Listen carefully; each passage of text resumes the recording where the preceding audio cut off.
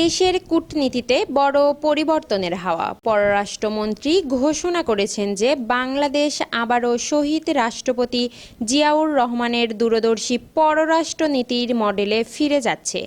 কিন্তু কেন এই সিদ্ধান্ত এবং এর প্রভাব কী?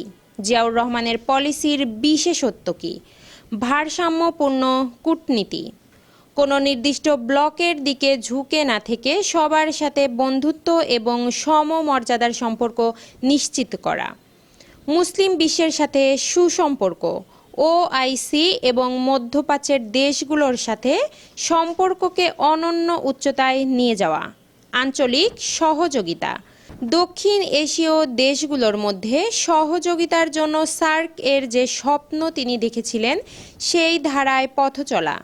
পররাষ্ট্রমন্ত্রীর মতে বর্তমানে ভূরাজনৈতিক প্রেক্ষাপটে বাংলাদেশের জাতীয় স্বার্থ রক্ষায় এই ভারসাম্য বজায় রাখা অত্যন্ত জরুরি।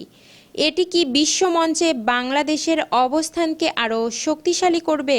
আপনার কি মনে হয়? ঐতিহাসিক মডেলে ফিরে যাওয়া কি সময়ের সঠিক দাবি?